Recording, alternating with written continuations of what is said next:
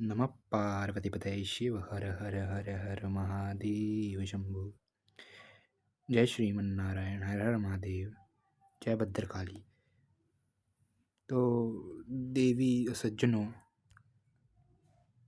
आज हम बात करेंगे कि प्रथम काल में जब इस चराचर ब्रह्मांड में, संपूर्ण ब्रह्मांड में जब कुछ नहीं था, तब कौन था। वेदों के अनुसार जब ब्रह्मांड, जब कुछ नहीं था, अब अगर हम विज्ञान को लेके चले तो उसके तहत अगर देखें तो बिग बैंग थ्योरी को बहुत ऊपर रखा जाता है। बोला जाता है कि जब कुछ नहीं था तब एक पॉइंट बिंदु में इतनी एनर्जी थी कि वहाँ पे विस्फोट हुआ। उस विस्फोट को ही बिग बैंग कहते हैं और उससे ब्रह्मांड का सृजन हुआ। लेकिन अगर हम अपने शास्त्रों वेदों में देखा जाए तो उसके अंदर कुछ अलग है। मेल इसी से खाता है, लेकिन हमने थोड़ा और स्पेसिफाई कर दिया है। जैसे जब कुछ नहीं होता, जब कुछ नहीं था पहले, तब सिर्फ अंधकार था। अंधकार था, अंधकार और अंधकार था, अंधेरा था। और दूर दूर तक ये हमको मतलब ना वहाँ पे अ, अ, शोर था किसी चीज़ का, ना कोई नॉइस हो रखी थी, ना कुछ था। बिल्कुल अंधकार, ना रोशनी। वहाँ पे ना तो अंधेरा था,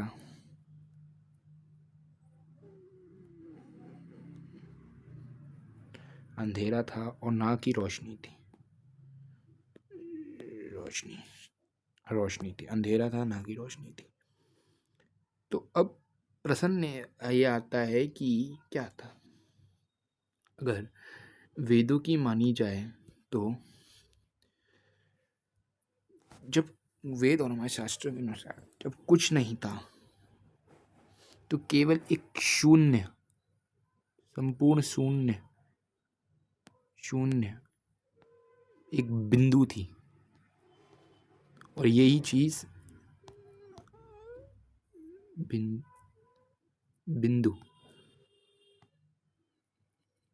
बिंदु थी। और यही चीज जो है विज्ञान भी बोलता है कि शून्य।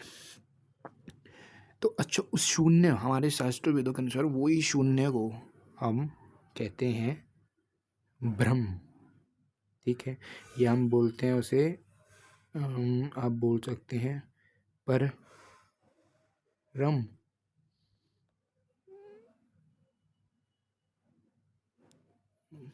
ब्रह्म, पर ब्रह्म है।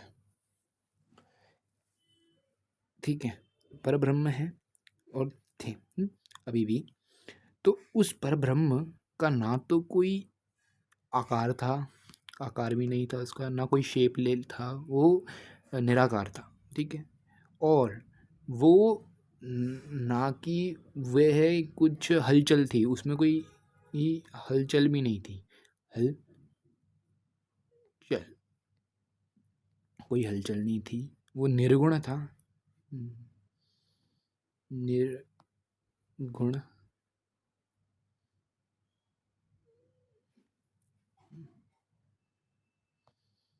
निर्गुण था। ठीक है, ये तीन क्वालिटीज थी इसमें। ठीक है, आकार नहीं था उसके पास, निराकार था। ठीक है, हलचल भी नहीं थी उसके पास, और ना वो निर्गुण था। निर्गुण था मतलब कोई गुण नहीं था उसमें, कोई गुण या कुछ नहीं बोल सकते। ना उसका कोई रंग था।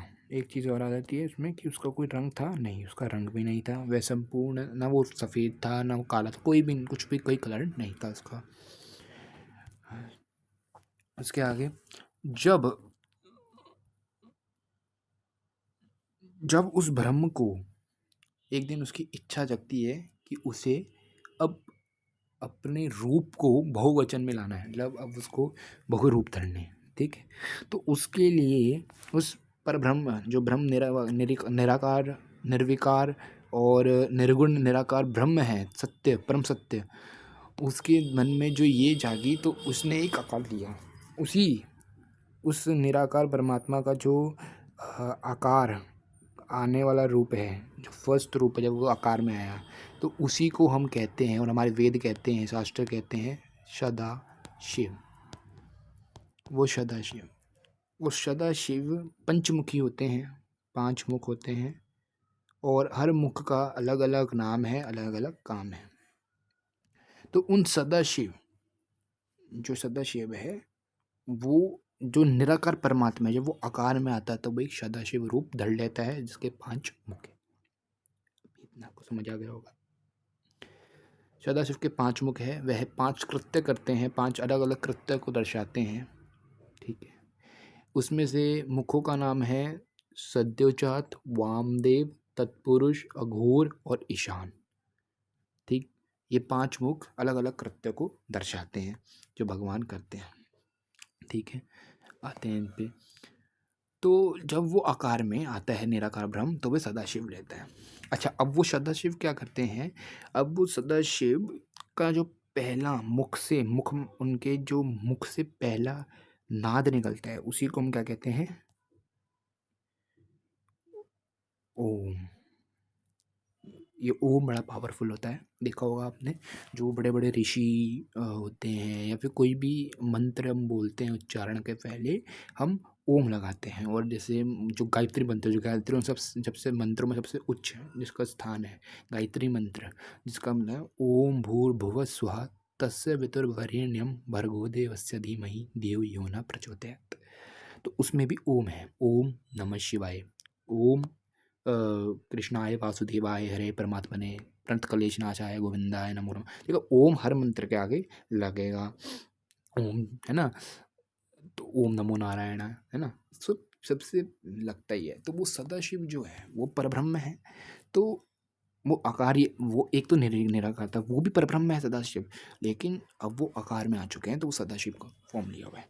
अच्छा, अब उन्होंने सदाशिव के पहले जो उन्होंने निकाला, उन्होंने अपनी उन्होंने सबसे पहला शब्द क्या बोला? ओम। तो बोला ओम, और ओम बोलते ही वही ओम ने क्या रूप धर लिया? माँ जगदम्बा। जग रुक जाइए सॉरी, जगदम्बा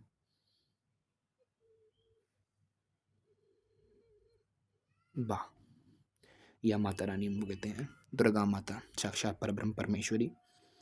तो उन्होंने उनका रूप ले लिया। अब समझे, शुरू से बता देता हूँ।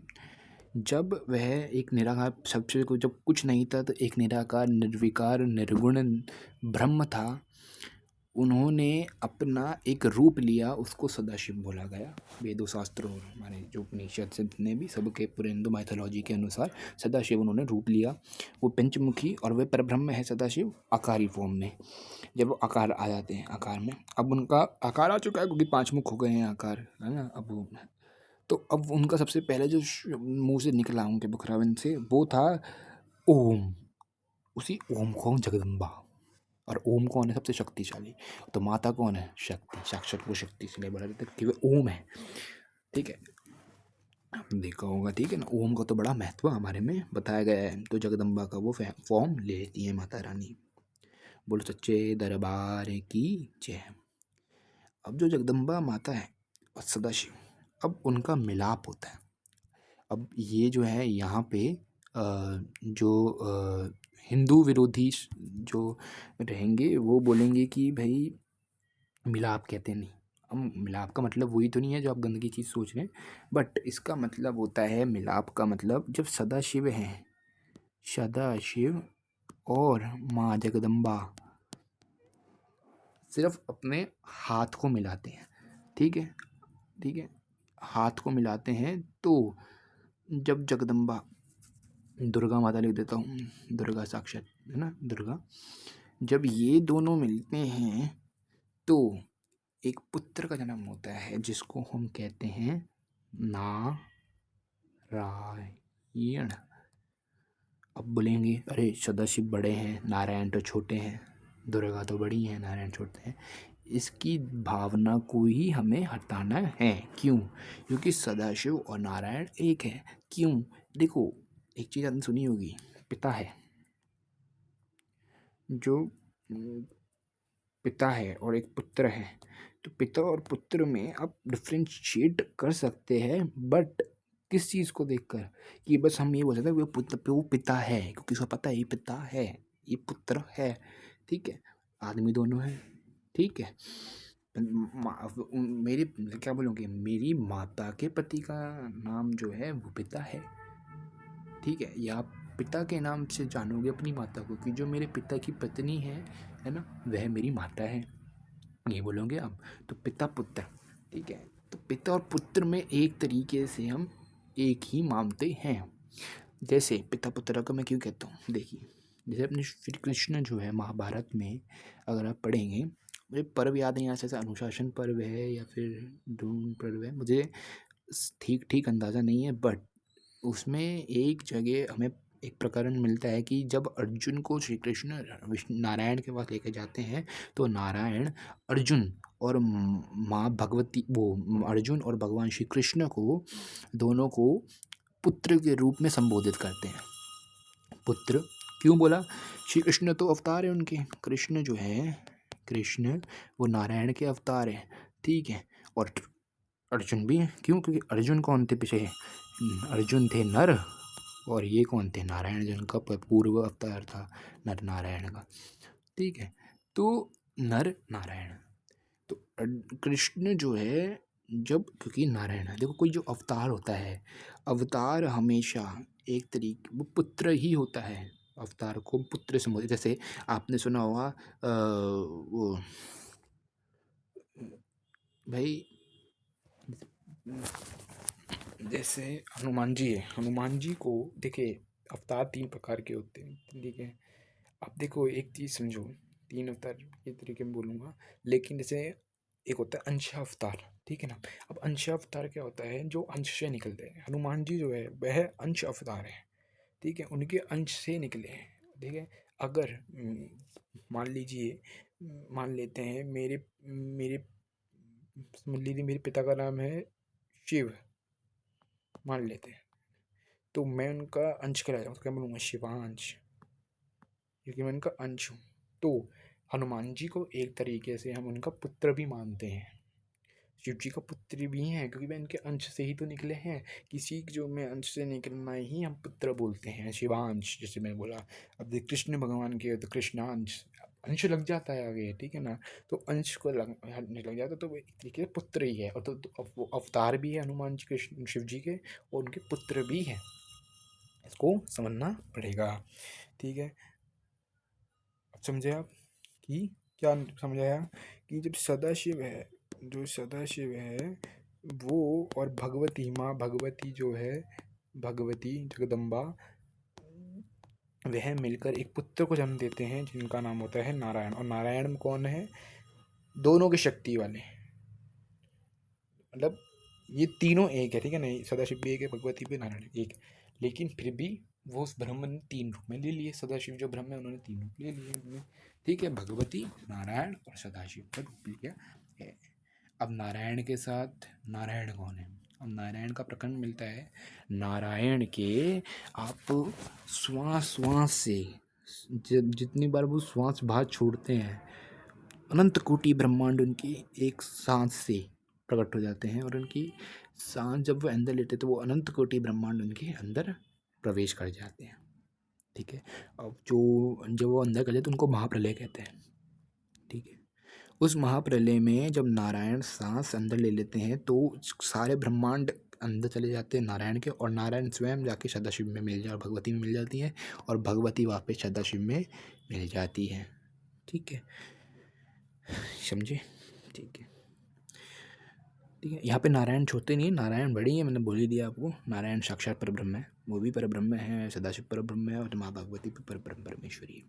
तीनों एक है, बट लीलावश में बनता है। देखो, यही जो एक लीला वाला है, मैं जो बोलता हूँ, वही एक तत्व पिता बनता है, वही एक तत्व पत्नी बनता है, वही एक पुत्र वो एक वही वही सॉरी क्षमा करें, वही तत्व सदाशिव बन रहा है, वही तत्व भगवती बनता है, वही तत्व नारायण बनता है। जो सदा आपने देख ही लिया, सदाशिव ही भगवती बने हैं ओम जाप करके, और सदाशिव ही नारायण बन के प्रकट हो गए। अब नारायण को मैंने बताया ही आपको, नारायण, ठीक है ना। कभी कभी बोलते हैं अरे नारायण तो वो हैं जो सागर में निवास करने वाले, उनको नारायण नहीं। नारायण का मतलब ये है हम नारायण, डिफरेंस हमारे में इतना है, वो नारायण हम नारायण।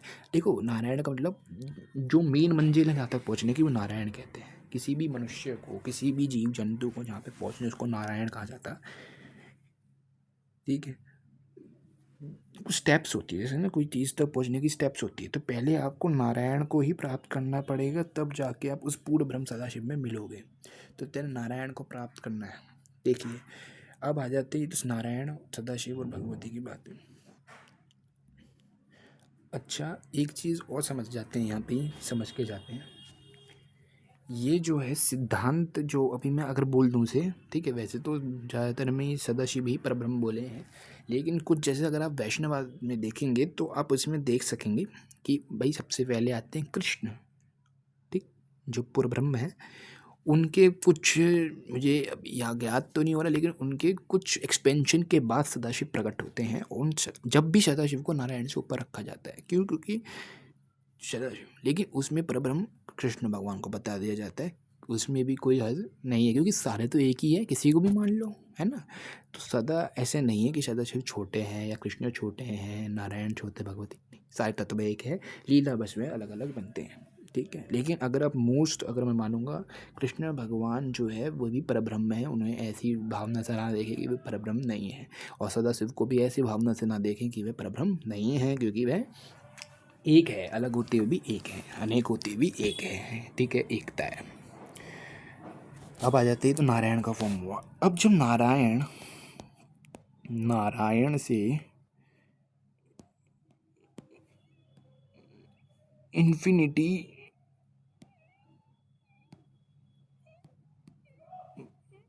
ब्रह्मांड निकलते हैं, इन्फिनिटी की कोई गिनती है नहीं, उसको हम बांध सकते हैं नहीं, तो इन्फिनिटी ब्रह्मांड निकलते हैं उनकी श्वास छोड़ने से, एक श्वास छोड़ने से। तो अब ब्रह्मांड, ये हम जहाँ पे रह रहे हैं एक ब्रह्मांड है, ठीक है ना, ऐसे बहुत करोड़ों सैकड़ों, मतलब अगर इन्फिनिटी ब्रह्मांड ऐसे हैं, ठीक है।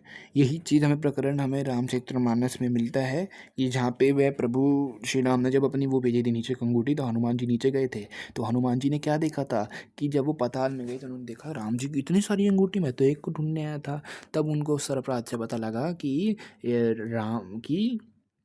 राम जी एक बार ही नहीं हुए, अलग अलग कल्प में, अलग अलग युगों में, अलग अलग ब्रह्मांड में अनेकों राम प्रकट हुए, अनेकों राम, अनेकों कृष्ण प्रकट हुए, अनेकों ब्रह्मा विष्णु महेश प्रकट हुए, ठीक है, ठीक है। तो रुद्र, ठीक है, बहुत लीलाएं बहुत बारी हुई है, ठीक है, मैंने, ठीक है, एक चीज़ बहुत बड़ी घटित हो चुकी है, और ये नारायण जो अभी चीज़ चल रही है, वो जो चीज़ चल रही है वो आप समझेंगे, मानेंगे नहीं, नारायण की ये एक तो सांस से छूटा, और जो अभी जो चीज़ घटित हो रही है हमारी, नए नारायण का स्वप्न है, सपना, ठीक, उनके सपने में ही सब चीज़ चल रही है, जो भी हम जी रहे हैं ज़िंदगी, उनका सपना ही है, सिर्फ उनका सिर्फ एक सपना ही है, चल रहा है, तो वो सपने में ही सोच रहे हैं, सोचो ताकत कितनी है उनमें, ठीक है। और फिर सदाशिव में कितनी ताकत होगी, जो नारायण में जाके मिल जाते हैं, लेकिन ये एक ही है, ठीक है, गलत ना माने, ठीक है। अब यहाँ तक हमने बात मानी। अब ब्रह्मांड में, जैसे हम एक ब्रह्मांड में एंटर कर जाते हैं, अगर हम एक इस इन्फिनिटी में से एक निकाल लें, आउट ऑफ इन्फिनिटी, तब एक ब्रह्मांड को निकालते ही हम पता लगा सकते हैं एक ब्रह्मांड की स्थिति को, बाकी सारी ब्रह्मांड की स्थिति निकाल सकते हैं, क्या स्थिति होगी, सेम चीज़ हो रही है, बट अलग अलग कल्प में हो रही है, अलग अलग काल में हो रही है, ठीक है, देख अलग ब्रह्मांड में हो रही है। तो एक ब्रह्मांड को लेकर चलते हैं, हमारा ब्रह्मांड क्या हुआ था जब, अच्छा अब जब वो ब्रह्मांड बन गया, तो जो नारायण थे उन्होंने तो एक रूप धरा, किसका? विष्णु का। अब इसमें भी बहुत होते हैं,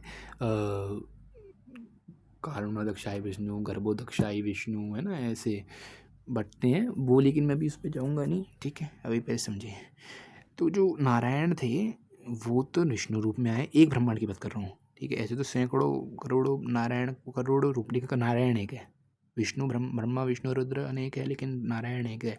ब्रह्मा विष्णु महेश सभी सभी देवी देवता अनेक है, लेकिन सदाशिव, माँ भगवती और गणेश, ठीक है, ठीक है, ठीक है, और माँ भगवती और नारायण और भगवान सदाशिव ये एक है, ठीक है।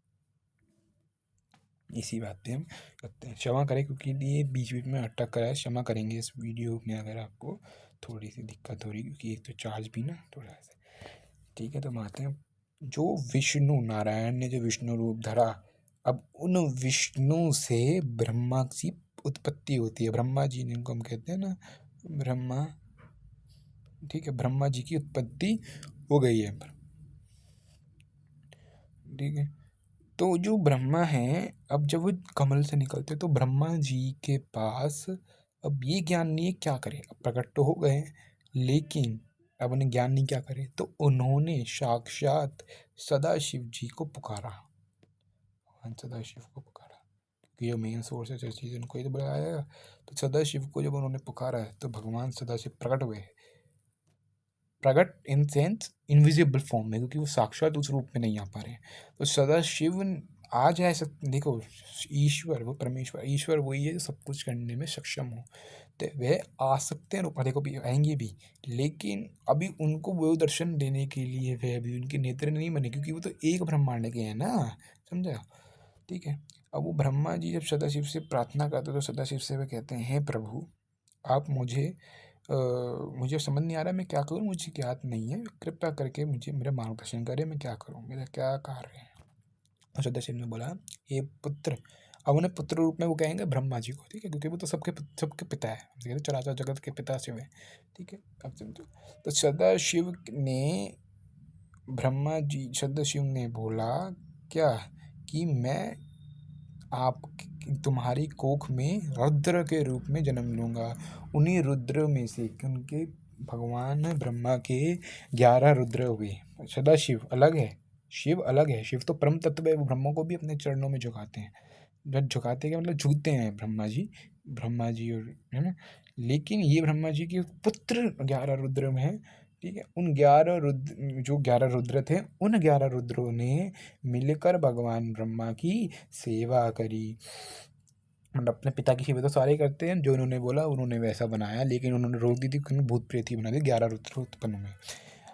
अब जो हम कैलाश में देखते हैं, ये ब्रह्मा विष्णु को पता है, रुद्र का पता लगा। देखिए एक चीज़ बड़ा वो रहता है कि एक है शंकर, जो हमने वहाँ पे देखा है कैलाश में, वो शंकर, और एक रुद्र, क्या इनमें डिफरेंस है क्या? देखिए डिफरेंस ना होके भी है, क्यों? जैसे मैंने नारायण और सदाशिव और जगदम्बा का, ये दोनों एक होकर, तीनों एक भी होकर अलग है ना, अलग अलग कार्य सारे कर सकते हैं, लेकिन अलग अलग काम के लिए हुए। लेकिन देखो नारायण कर तो सब सकते हैं, लेकिन वो अभी इनके बस कर सकते हैं, लेकिन किया नहीं, क्योंकि जो कर्तव्य सदाशिव से मिला है वही करेंगे। और सदाशिव कौन, जो सब कुछ कर सकते हैं, ठीक है। अगर परमेश्वर से स्थिति देखें तो विष्णु सब करने में सक्षम है, कर रहे हैं, कर सकते हैं, क्यों नहीं। तो नारायण है मतलब, है ना। तो शंकर जो है वो भी रुद्रों में से एक है, 11 रुद्रों में से, लेकिन वो शंकर जो है वह कल्याणकारी दाता है। तो बहुत ज़्यादा डिफरेंस है, ठीक है। अब कन्फ्यूजन नहीं होती है, जब संहार की बारी आती है तो हम कहते हैं शंकर संहार करते हैं या रुद्र, क्या है मतलब हमारा तेरा। तो हम बोलते हैं कि शंकर जो है वो तो अपना रूप धरते हैं रुद्र का, ठीक है। जो शंकर है वो कल्याणकारी है, और रुद्र भैरव हो गए, अष्ट भैरव हो गए, काल भैरव जो है ना, ये जो चंडिका मातुका है ना, चंडिका काली माता, ये जो रुद्राणी है, इनके अलग अलग रुद्र अलग है, उनकी जो अलग अलग पत्नी है उनको रुद्राणी कहा जाता है। तो हर रुद्र की अलग अलग रानी है, तो रुद्राणी, तो ये मिलकर रुद्र संहार करते हैं, शंकर कभी संहार नहीं करते। मैंने पहले ही बोला, शंकर सिर्फ संहार उनका ही रूप है, लेकिन वह संहार नहीं करते, क्योंकि वो कल्याणकारी, वो तो कल्याण, वो हंसते रहते, भोलेनाथ है, वो क्यों करेंगे बताओ मुझे। किसी की पर्सनैलिटी में कुछ छलक रहा है तो क्या वो ऐसा होगा, नहीं होगा, नहीं होगा, सिंपल सी बात है ना। शंकर रुद्र की बात मैंने बता दिया, वो क्लियर है। तो भगवान तो इसलिए हम ब्रह्मा विष्णु रुद्र बोलना सही है जब तीनों का श्रृंगार पालन और उसका जो हम करते हैं, ठीक है, बनना। तो तीन शंकर बोलना सही नहीं होता, शिव बोलना सही नहीं होता, लेकिन कभी कभी बोल दिया जाता है तो कोई फॉल्ट नहीं है। तुम क्या बोलते हैं, ब्रह्मा विष्णु रुद्र, ये तीनों अलग अलग ब्रह्मांड में अलग अलग ब्रह्मा विष्णु रुद्र है, लेकिन नारायण, श्रीमन नारायण और भगवान सदाशिव जो परब्रह्म है, और भगवान माता पार्वती जो साक्षात जगदम्बा है, वो एक है। ठीक, समझे। मैंने बताया ना, इन्फिनिटी इन्फिनिटी ब्रह्मांड में अलग अलग इंद्र देवी देवता है, ऐसे सभी। कृष्ण कितनी बार आ चुके हैं, कितनी बार उन्होंने भगवत गीता दे चुके हैं, है ना। कितनी बार राम जी आए, कितनी बार तो वो दे दिया है, कितनी बार शंकर जी आए, कितनी बार तो शंकर जी ने कितनी बार तो भस्मासुर को वो दिया। काकभूषुंडी जी कहते हैं, रामचरितमानस की बात है या रामायण की मुझे याद नहीं हो रहा है, लेकिन हाँ काकभूषुंडी गुरु जी को कुछ कहते हैं, जब संवाद होता है, वो संवाद में पता नहीं लग रहा कहा है, मुझे क्षमा करना का गलत हो जाए। तो वो जब उन्होंने उनको बोला बोला मैंने तो कितनी बार रामायण देखी है, कितनी बार तो महाभारत देखी, गरुड़ जी को बोल रहे काकभूषुंडी, और कितनी बार मैंने कि वो उनको अमर जीवी का वरदान मिला है भगवान शंकर से। ठीक है, तो जब शंकर, ठीक है, ये समझे आप, सबका अलग अलग आउटकम्स, ठीक है ना। बहुत भाई आए हैं कृष्ण भगवान भी, बहुत भाई राम जी आए, लेकिन लेकिन इसका मतलब ये नहीं है, ना समझे पहले कि शिव कृष्ण भगवान तो छोटे हैं, राम तो छोटे हैं। अरे तो किस ब्रह्मांड, एक ब्रह्मांड में, तो हम इस ब्रह्मांड के हिसाब से चलेंगे तब तो हम बोल सकते हैं ना परम तत्व है, क्योंकि हम एक तत्व ब्रह्मांड में रह रहे हैं, तो तत्व तो बोलो ना बड़ा है, तत्व एक है, ठीक है ना। तो गलत नहीं बोलना किसी के बारे में, ठीक है।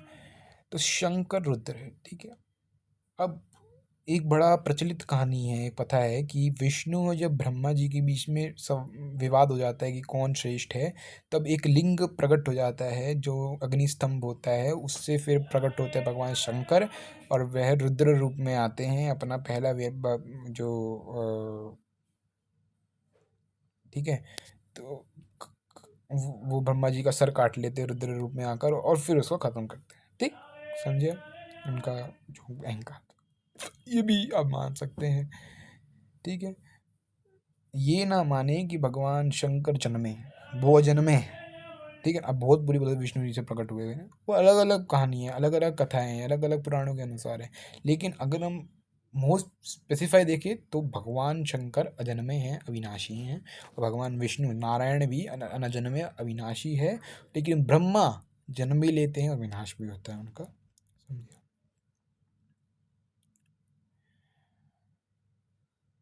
आई होप आज इतनी वीडियो जितनी आज मैंने बनाई है आपको समझ आ गई होगी, और इसका अगला जो कंटिन्यू पार्ट मैं वापस डालूँगा, आगे इससे रिलेटेड और भी चीज़ बताऊँगा। शुक्रिया, अगर आपको अच्छा लगा हो, धन्यवाद आपको, और सभी भक्तजनों को हर हर महादेव, जय श्री हरि विष्णु, राधे राधे, जय जगदम्बा।